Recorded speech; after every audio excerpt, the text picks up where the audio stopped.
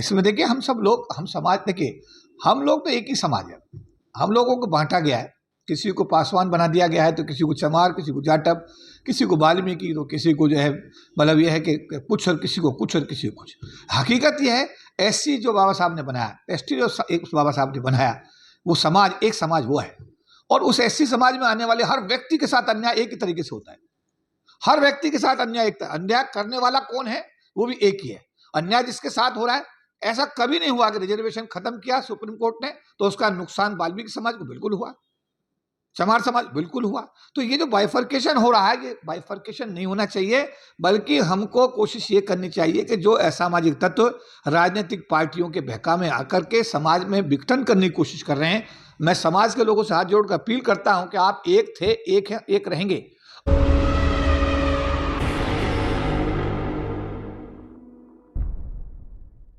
फिलहाल जो 1 अगस्त को सुप्रीम कोर्ट का फैसला आया, उसमें 2 समाज आपस में बट गए हैं। नहीं, देखिए ऐसा है, उसमें हम लोगों ने बराबर कोशिश की है, हमारे दोनों समाज एक साथ हैं। उन सब लोगों को बार बार बैठा करके मीटिंगें हो रही हैं।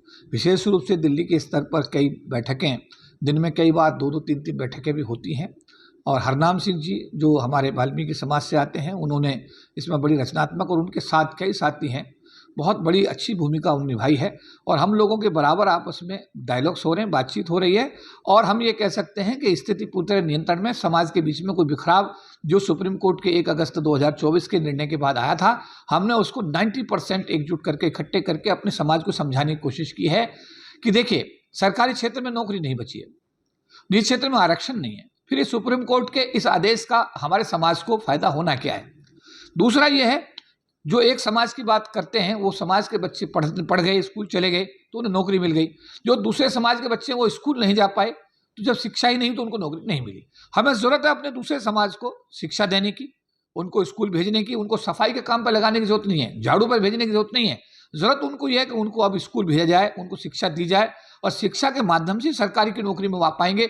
अन्यथा इस सुप्रीम कोर्ट के जजमेंट के आधार पर कोई ये सोचे कि बिना पढ़े वो नौकरी में आ जाएगा, ऐसा असंभव है। मैं भी अगर अनुसूचित जाति समाज में पैदा हुआ हूं, तो मैं भी पढ़ा, स्कूल गया, मैंने झाड़ू नहीं चलाई, मैंने सफाई नहीं की, मैं स्कूल गया, मैंने पढ़ाई की, पढ़ाई के आधार पे मुझे नौकरी मिली। तो मेरा ये, हम लोग समझा रहे हैं, लोगों को समझ में बात आ रही है। लेकिन सर, जो वाल्मीकि समाज है, कहीं ना कहीं देखा जाए वो झाड़ू पढ़ने के लिए अभी भी तैयार नहीं है। कि शिक्षा की वो बात कर रहा है, सब चीज देखी जा रही है, मगर बात वहीं आकर के लगती है कि वो कहता है कि मैं झाड़ू नहीं छोड़ूंगा। नहीं, कोई बात, इसमें देखिए हम सब लोग, हम समाज, देखिए हम लोग तो एक ही समाज है। हम लोगों को बांटा गया है, किसी को पासवान बना दिया गया है, तो किसी को चमार, किसी को जाटव, किसी को वाल्मीकि, तो किसी को जो है मतलब यह है कि कुछ और किसी को कुछ और किसी को कुछ। हकीकत यह है, एससी जो बाबा साहब ने बनाया, एसटी जो एक बाबा साहब ने बनाया, वो समाज, एक समाज वो है।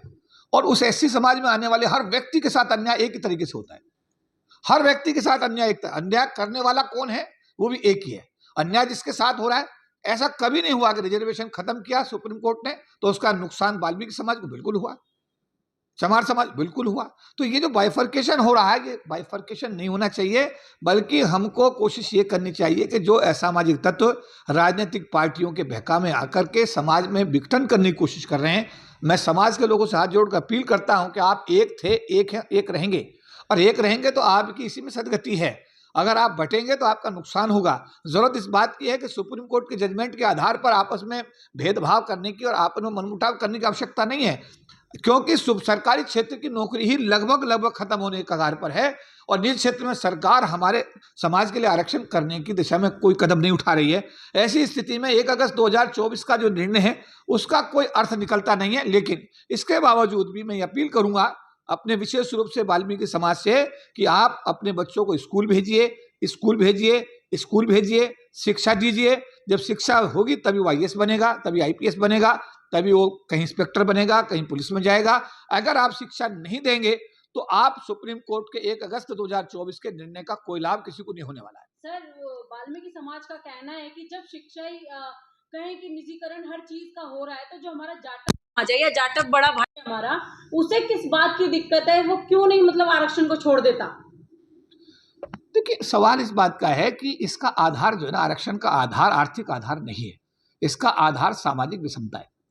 मैं ये कहता हूं कि अगर रामनाथ कोविंद जी भारत के राष्ट्रपति भी बन जाते हैं तो उनके परिवार के साथ जातिगत आधार पर भेदभाव नहीं होगा, इसकी गारंटी कोई नहीं ले सकता।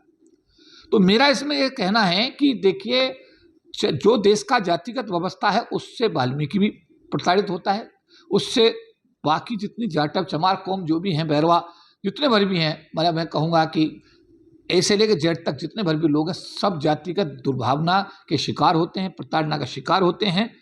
इस बात को हमको समझना पड़ेगा, क्योंकि ये आरक्षण आर्थिक आधार पर नहीं है, ये सामाजिक विषमता के आधार पर है।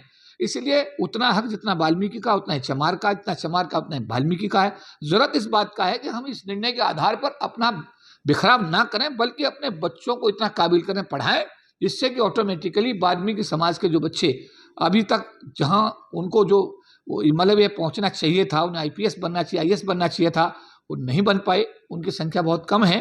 तो उसमें ये जिम्मेदारी समाज की बनती है कि उनको स्कूल भेजें, पढ़ाएं और पढ़ा करके उनको वहां तक का रास्ता उनका प्रशस्त करें। बहन कुमारी मायावती को और चंद्रशेखर को अब देखा जाए वाल्मीकि समाज ने सिर्फ जाटव समाज, चमार समाज के साथ जोड़कर छोड़ दिया है कि वो जाटव समाज का और चमार समाज के ही नेता हैं। देखिए, मैं ये कहूँगा आपसे कि रामविलास पासवान जी, बीपी मौर्य साहब, काशीराम साहब, बहन मायावती जी, ये जो नाम है, ये सारे नाम हमारे समाज के नेताओं के नाम हैं जिन्होंने हमारे समाज में जिनका जन्म हुआ। और इन सबसे बड़ा नाम परम पूज्य बाबा साहब डॉक्टर भीमराव अम्बेडकर जी का।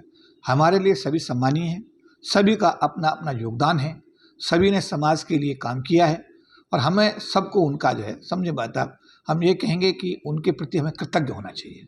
और रही बात अब जो आपने कहा कि ये समाज विशेष के नेता हैं, ऐसी चीज़ों से हमें बचना चाहिए कि वो समाज विशेष के नेता नहीं है, बल्कि वो हमारे समाज के, मैं कहूँ सर्व समाज के हमारे सर्वमान्य नेता हैं और हम सबको उनका सम्मान करना चाहिए। अब तो बहिष्कार करने की भी बात कह दी गई है कि मायावती का, चंद्रशेखर का बहिष्कार। इसमें से मैं ये कहूँगा कि राजनीति की जो अभी आप बात कह रही हैं, ये राजनीति से प्रेरित लोग हैं।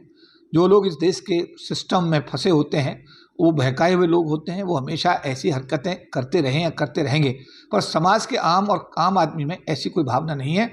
सब मैं ये कह सकता हूँ बहुत जिम्मेदारी के साथ कि हमारा वाल्मीकि समाज भी, हमारा चमार समाज भी, जाटव समाज भी, हमारा खटीक समाज भी, हमारा मतलब सारे समाज में कहना चाहता हूँ, नाम नहीं लूँगा, सब समाज एकजुट हैं। उनके बीच में इस सुप्रीम कोर्ट के जजमेंट से किसी प्रकार की कोई दरार पैदा नहीं हुई है। लेकिन इसके साथ साथ कुछ लोग पॉलिटिकली मोटिवेटेड हैं, वो पॉलिटिकल मोटिवेशन में जो उनको डायरेक्शन मिलती है, वो लोग समाज के अंदर इस विषय को फैलाने की कोशिश कर रहे हैं। और मेरा सभी समाज के लोगों से हाथ जोड़कर निवेदन है कि ऐसे तत्वों से सावधान रहें, सच्चाई को समझें, अपनी एकता एकजुटता हर कीमत पर बनाकर रखें। और आप बाबा साहब अम्बेडकर का जो नारा है, जो संदेश है, शिक्षित बनो, संगठित रहो और संघर्ष करो, इसको अपने जीवन में उतारेंगे तो आने वाले दिनों में हमारा समाज के साथ जो अत्याचार अन्याय हो रहे हैं, हम इनको रोकने में निश्चित रूप से कामयाब होंगे। हमारा समाज बाबा साहब अम्बेडकर जी को पढ़े।